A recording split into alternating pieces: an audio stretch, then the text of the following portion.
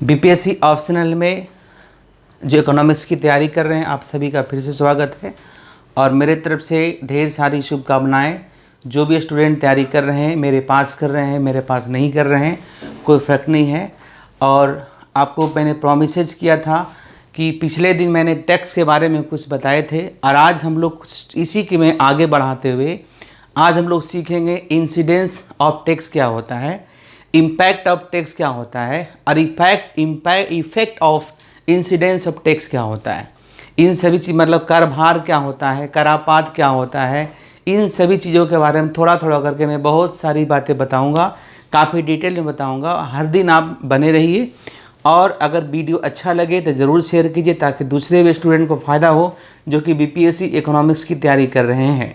हमारा एक और चैनल है पंकज इकोनॉमिक्स आर्ट्स के नाम से, उसमें भी जाइएगा तो बहुत सारा माइक्रो का वीडियो मिलेगा, बहुत सारा मैथमेटिकल पार्ट जो पेपर 1 का है जिसको बच्चों को समझने में काफ़ी दिक्कतें होती है। मैंने छोटा छोटा वीडियो, काफ़ी बड़ा बड़ा वीडियो भी है, हाफ घंटे का वीडियो भी है, आप उसमें जाकर उसको देख सकते हैं, आपको फ़ायदा होगा।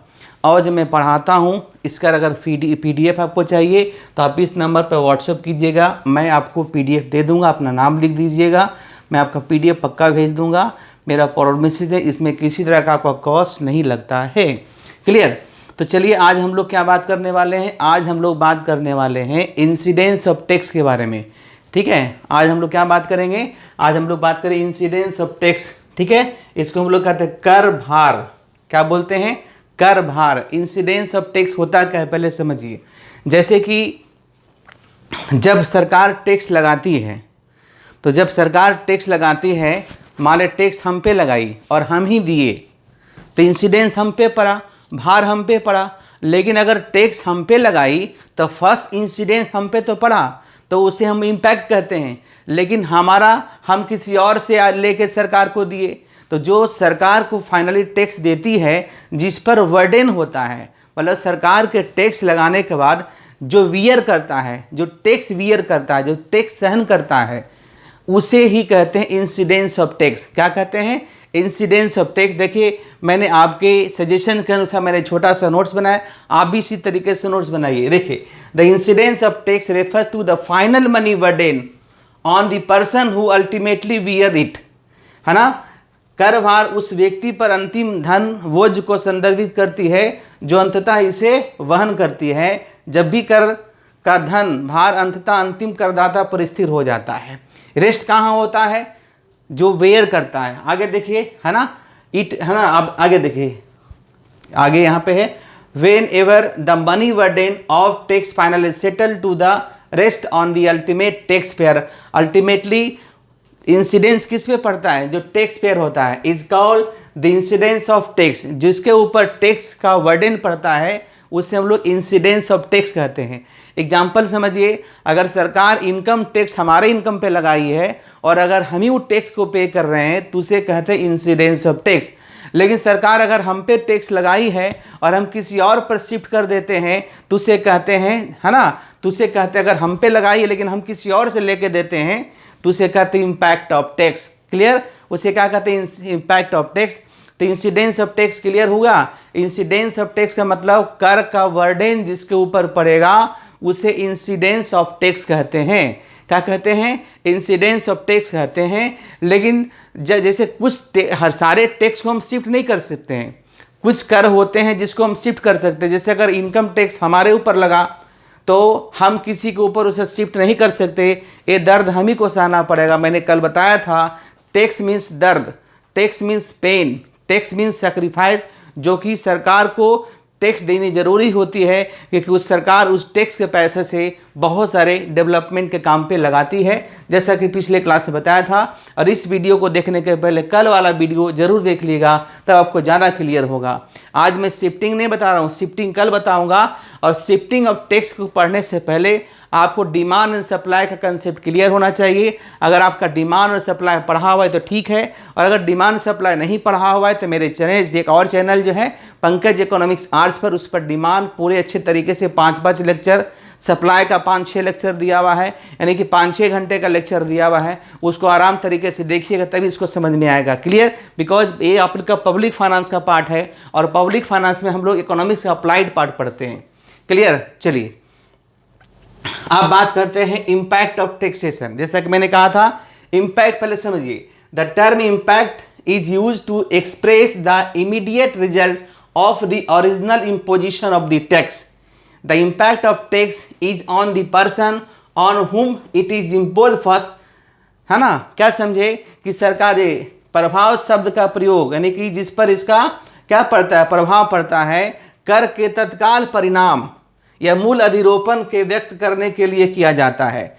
जैसे कि मान लिया कि अगर मेरी कोई इंस्टीट्यूशंस है और हमारे इंस्टीट्यूशन पर या हमारे कोई प्रोडक्ट पर सरकार अगर जीएसटी 14% से 18% लगा देती है, तो ये इम्पैक्ट हम पे तो पड़ा, है ना? इम्पैक्ट हम पड़ा, लेकिन हम इसे क्या कर देंगे, आप लोग पे शिफ्ट कर देंगे, या जिसको हम अपना सर्विसेज देंगे उस पर शिफ्ट कर देंगे। अरे फाइनली बर्डन किसके ऊपर पड़ेगा? जो कंज्यूमर होगा, है ना? जो क्या होगा, कंज्यूमर होगा या जो क्लाइंट होगा। तो होता क्या है कि जब सरकार टैक्स लगाती है, अगर टैक्स हम पे लगाई है या सिनेमा हॉल पे लगाई है या किसी प्रोड्यूसर पे लगाई है, किसी दुकानदार पे लगाई है, तो इम्पैक्ट उस पर पड़ता है। लेकिन ये इम्पैक्ट क्या होता है, दूसरे पर शिफ्ट कर दिया जाता है। लेकिन होता क्या है कि यदि हम टैक्स पे करते हैं तो हमें तो दर्द होता है ना, क्योंकि हम रेट बढ़ाकर बेच रहे हैं, तो उसमें हमें मुनाफा तो नहीं है। आज लैपटॉप जो है 14% से 18% हो गया, तो बढ़ा हुआ 4% किसको जाएगा? इसको प्रॉफिट के रूप में नहीं जाएगा, ये सरकार के पास जाएगा। मैं आपको बताऊंगा कि सरकार जब टैक्स लगाती है तो इसके बड़े और अच्छे और बड़े बुरे परिणाम होते हैं। अब हर बार तो अच्छे परिणाम नहीं होगा।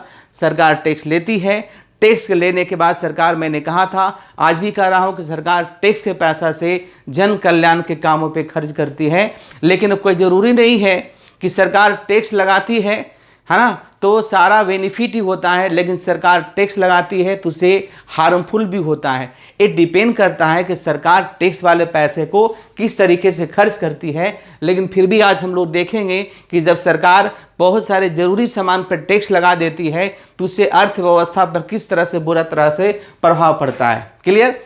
चलिए अब हम लोग सीधे आते हैं effect and incidence of tax. देखिए इस तरह से छोटा छोटा नोट्स आप बनाइए, क्योंकि ये छोटा छोटा नोट्स आपका बड़ा सा नोट्स हो जाएगा। टैक्स क्या है तो सब न लिखिएगा। टैक्स में अगर पूछेगा टैक्स क्या है, टैक्स में इंसिडेंस लिखाएगा, टैक्स में आपका शिफ्ट वजह आपका इम्पैक्ट लिखाएगा, टैक्स में इंसिडेंस लिखाएगा, इसका इफेक्ट लिखाएगा, टैक्स में आपका जो इसका शिफ्टिंग लिखाएगा। सभी तरह का जो है ना आपको चीज़ों को लिखना होगा। तो होगा क्या, अगर छोटा छोटा नोट्स बनाइएगा तब पढ़ने में क्या होगा, मन लगेगा, है ना। अब देखिए effect and incidence of tax, इसका एक एक लाइन को समझने का प्रयास कीजिए। इसका जो है एक एक लाइन को समझने का प्रयास कीजिए, फिर मैं आपको डिस्कस करूंगा। चलिए एक एक लाइन दोनों भाषा में दिया हुआ है, चिंता करने की बात नहीं है।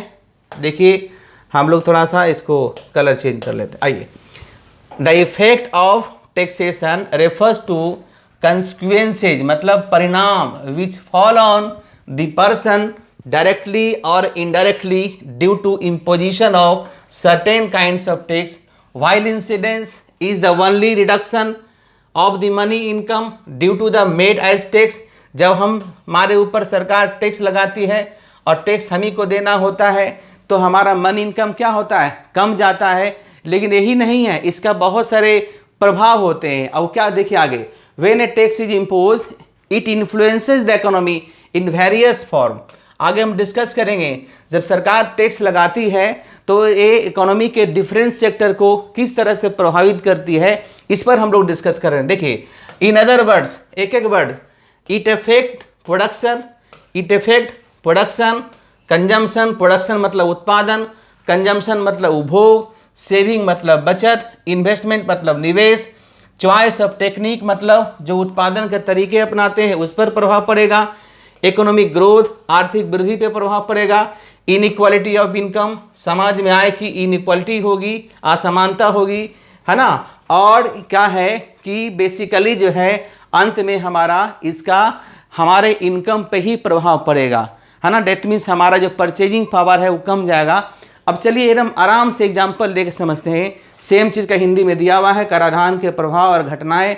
कराधान के प्रभाव से तात्पर्य उन परिणामों से है जो कुछ प्रकार के कर लगाने के कारण प्रत्यक्ष और अप्रत्यक्ष रूप से व्यक्तियों पर पड़ते हैं, है ना। जैसे जो मैंने ऊपर कहा सेम चीज़ है, मैं पीडीएफ भेज दूंगा, चिंता करने की बात नहीं है। क्लियर?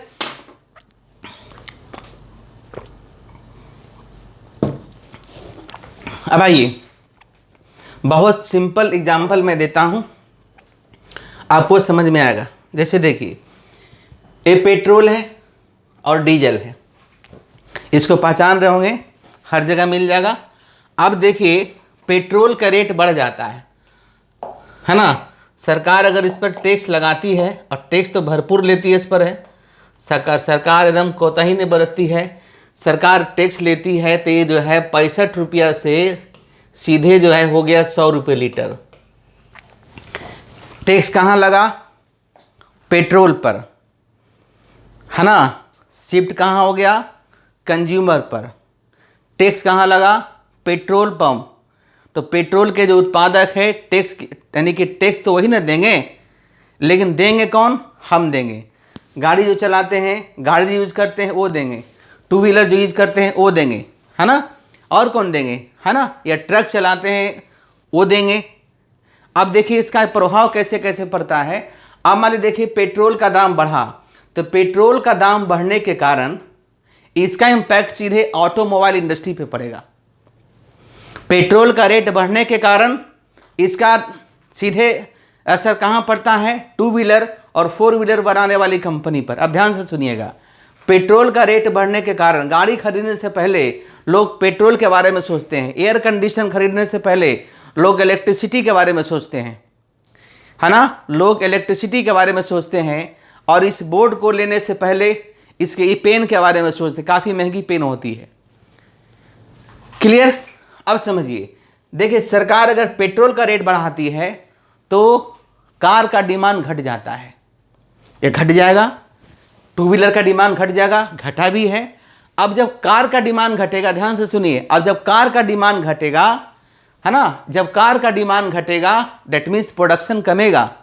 पहला इंपैक्ट, प्रोडक्शन कमेगा मतलब जीडीपी कमेगा, प्रोडक्शन कमेगा, ग्रोथ रेट कमेगा, प्रोडक्शन कमेगा, अनएम्प्लॉयमेंट बढ़ेगा, रोजगार कमेगा, है ना। क्या होगा? रोजगार कमेगा। अब रोजगार में जो बच्चे इंजीनियरिंग कॉलेज में पढ़ रहे हैं, जो बच्चे आईटी कर रहे हैं, उसको नौकरी नहीं मिलेगा क्योंकि काम ही नहीं है, तो वो नौकरी कहाँ से मिलेगा? अब ऐसा क्यों हुआ? सरकार ने क्या फैसला लिया? टैक्स हम लेंगे पेट्रोल पर। सरकार पेट्रोल पर टैक्स लेती है, फर्क कहाँ पड़ जाता है? फर्क पड़ जाता है कार के डिमांड पर। कार के डिमांड कम गया तो सेल कम न करे, प्रोडक्शन कम ना होगा, और जब प्रोडक्शन कम होगा तो रोजगार कम होगा। अब जब रोजगार कम होगा तो अर्थव्यवस्था में इनकम कम होगा। अब जब इनकम भी कम होगा तो सेविंग भी कम होगा, सब उसमें लिखा हुआ है पहले वाले सेंटेंस में। जब इनकम कम होगा तो कंजम्पशन कम होगा और सेविंग भी कम होगा, और सेविंग कम होगा तो दूसरे को लोन कम मिलेगा, क्योंकि एक व्यक्ति सेविंग करता है तो उससे बैंक दूसरे व्यक्ति को लोन देती है। एक व्यक्ति पैसा खर्च करता है उससे दूसरे व्यक्ति का घर चलता है, यानी कि हमारा इकोनॉमिक एक्टिविटी बुरी तरीके से प्रभावित पड़ेगा। अब दूसरा इंपैक्ट देखिए, पेट्रोल का रेट बढ़ेगा टैक्स लगने के कारण। अब कहाँ फर्क पड़ेगा? तो बस पे जो चलते हैं पेट्रोल का रेट बढ़ेगा 10 रुपये, वो बढ़ाएगा पैसेंजर पर 10 रुपया। पेट्रोल कंपनी वाले दे रहे हैं ना, यानी कि बर्डन किस पे पड़ रहा है? अल्टीमेटली कंज्यूमर पर। बहुत सारे चिल्ला चिल्ला कर भोगते रहते हैं कि 4% हम लोग टैक्स देते हैं तभी देश चलता है। गलत बात है। जो लोग टैक्स नहीं देते हैं डायरेक्ट रूप से, वो इनडायरेक्ट रूप से टैक्स दे रहे हैं। क्या रिक्शा चलाने वाले, रिक्शा खींचने वाले, छोटे दुकानदार वाले, इवन जो भीख मांग के ज़िंदगी चलाते हैं, वो क्या मार्केट से कोई सामान खरीदते हैं तो क्या फ्री मिल जाता है क्या? या टैक्स फ्री रहता है? ऐसा तो नहीं रहता। हर आइटम पे टैक्स लगाती है सरकार, है ना। तो सरकार को हम ऑर्गेनाइज सेक्टर वाले हों या अनऑर्गेनाइज सेक्टर वाले हो, सभी लोग टैक्स के पैसा देते हैं। कोई डायरेक्ट रूप से देते हैं तो कोई इनडायरेक्ट रूप से देते हैं, लेकिन every individual pay the tax to the government. समझ में आया? अब देखिए और समझिए, पेट्रोल का रेट बढ़ा, डीजल का रेट बढ़ा, यानी कि जो सब्जियां या जो हमारे पास आटा चावल एक राज्य से दूसरे राज्य में आते हैं, उसका ट्रांसपोर्टेशन कॉस्ट बढ़ जाएगा। अब सब्जी का रेट बढ़ेगा, आलू का रेट बढ़ेगा, चावल का रेट बढ़ेगा, तेल का रेट बढ़ेगा, तो महंगाई बढ़ेगा। ठीक है। तो इस तरह से देख रहे हैं कि पेट्रोल, सोचिए कि टैक्स लगा कहां पर, पेट्रोल पर, इससे पूरा जो अर्थव्यवस्था है झंझना गया, पूरा अर्थव्यवस्था एकदम टनटना गया। समझे, इसका इंपैक्ट पूरे अर्थव्यवस्था पे पड़ता है। इसलिए टैक्स बड़ी खराब चीज होता है। इसलिए बहुत सारे पिछले लेक्चर में बताया कि जो डेवलप कंट्री है किसी भी आइटम पर टैक्स लगाने से पहले 10 बार सोचती है कि उसका इंपैक्ट अर्थव्यवस्था पे क्या पड़ेगा, उसका इंपैक्ट अर्थव्यवस्था पे क्या पड़ेगा। इसलिए देखिए फिर से आते हैं, जो अब आप सेंटेंस क्लियर होगा आपको, वो सेंटेंस जो मैंने बताया था बहुत अच्छा से क्लियर हो पाएगा। पीछे आइए, देखिए मैंने क्या कहा था कि टैक्स लगेगा तो प्रोडक्शन कमेगा, प्रोडक्शन पे फर्क, उत्पादन कमेगा, टैक्स लगेगा कंजम्पशन कमेगा क्योंकि इनकम कमेगा, क्योंकि रोजगार कमेगा ना। टैक्स लगेगा तो इनकम ही नहीं तो सेविंग भी कमेगा, सेविंग नहीं होगा तो इन्वेस्टमेंट भी कमेगा, इन्वेस्टमेंट नहीं है तो अच्छे टेक्नोलॉजी का विकास नहीं होगा, है ना। चॉइस ऑफ टेक्निक, हमारे पास अच्छा पैसा रहे, अच्छा पूंजी रहे, तभी ना नए टेक्नोलॉजी के बारे में सोचेंगे नहीं तो फिर क्यों सोचेंगे। इकोनॉमिक ग्रोथ, इकोनॉमिक ग्रोथ कब होता है, जब किसी देश का जीडीपी बढ़ता है, जब किसी देश का रियल जीडीपी बढ़ता है तो उसे इकोनॉमिक ग्रोथ कहते हैं।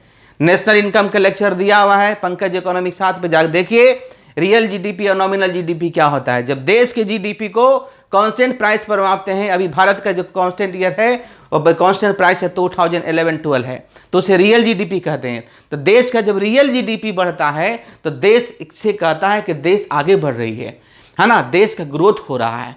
लेकिन अब सवाल है कि जब हमारा टैक्स लग गया तो टैक्स लगने के कारण हमारा कार का उत्पादन कम गया, हमारा टू व्हीलर का उत्पादन कम गया, और बहुत सारे ऐसे आइटम है जिसका उत्पादन कम गया, है ना। अब पेट्रोल और डीजल के तेल रेट बढ़ जाने से बिजली का भी रेट भी क्या होगा, बढ़ जाएगा। तो इस तरह से हमारा इम्पैक्ट है कि अब देखिए किसान जो पटवन करते हैं ग्रामीण क्षेत्रों में डीजल से, उसका कॉस्ट बढ़ जाएगा, तो सब जगह कॉस्ट बढ़ जाएगा ना। इसलिए लेकिन अब सब मजबूरी है, भारत एक इंडस्ट्रियलाइज कंट्री तो है नहीं, कहाँ से टैक्स ले, सरकार के खर्च बहुत है, इनकम कम है। अब इसमें यही काम हो सकता ना कि बड़े बड़े इंडस्ट्री का निर्माण यहाँ पर होगा जो एक्सपोर्ट ओरिएंटेड हो, याद रखिए क्या हो, एक्सपोर्ट ओरिएंटेड हो, तब ना टैक्स हमको ज़्यादा आएगा। बाहर जाएगा तो बाहर से हमारे कस्टम ड्यूटी के रूप में पैसा आएगा, सीमा शुल्क के रूप में पैसा आएगा, एक्साइज ड्यूटी के रूप में पैसा आएगा, और फिर बाहर के लोग काम करेंगे, है ना, बाहर के लोग काम करेंगे, यहाँ के लोग काम करेंगे। तो इस तरह से जब सरकार टैक्स लगाती है तो इसका इम्पैक्ट पूरे अर्थव्यवस्था पे बहुत ही गलत तरीके से पड़ती है। लेकिन हाँ, इसका कुछ बेनिफिट भी है। सरकार अगर टैक्स लगाती है तो इससे हमें दर्द होता है, लेकिन फिर हमें सुविधा भी तो देती है। हम एक ही पक्ष कैसे बोलेंगे, सरकार टैक्स लगाती है, टैक्स से जो पैसे आते हैं उसमें से स्कूल, कॉलेज, हॉस्पिटल, रोड वगैरह बनती है। आज सरकार का ने जीएसटी के बाद जो है सरकार का टैक्स कलेक्शन का दायरा काफ़ी बढ़ा है, और टैक्स कलेक्शन से सरकार ने बड़े बड़े प्रोजेक्ट का काम किए हैं, बड़े बड़े रोड बने हैं, बहुत सारे आपका जो है पुल बने हैं। इसके इन सभी चीज़ों के कारण जो है हमारे क्या जो इकोनॉमिक एक्टिविटी है वो क्या है, बढ़ गया। और देखिए ग्रामीण क्षेत्र में रोड बन रही है तो ग्रामीण क्षेत्र में जो व्यक्ति काम कर रहे हैं उसको काम तो मिल रहा है, काम मिलना बहुत बड़ी चीज़ होती है, काम मिल रहा है। आज वो मजदूर है ना, लेकिन कल होके वो क्या होगा, अगर लगातार किसी व्यक्ति को काम मिलेगा, हर पेरेंट्स को शौक होता है कि अपने बच्चों को अच्छे परवरिश करें। सबसे बड़ी चीज़ क्या होती है, money, source is the force and money is the power. Money के बिना कुछ होता नहीं, आर्थिक युग है। कहने को बहुत लोग कहते हैं समाज में कि नहीं नहीं पैसा ही सब कुछ थोड़ा ही है, लेकिन जीने के लिए और रहन सहन को सुधार के लिए लीगल तरीके से पैसा कमाना जरूरी है। अब मजदूरी करके वो पैसा कमाते हैं। देखिए 1991 में पढ़ाएंगे आपको आगे कि 1991 में इंडिया में जब ग्रोथ की गाथा शुरू हुई, यानी कि विकास का जो कहानी शुरू हुआ, तो शुरुआती दौर में यहाँ के लोग मजदूरी के रूप में ही काम करते थे। लेकिन वही कंपनी में उसका जो नेक्स्ट जनरेशन है क्या है, तो बड़े आपका जो है इंजीनियर बन के आए, डॉक्टर्स बन के आए, सुपरवाइजर्स बन के आए, है ना। तो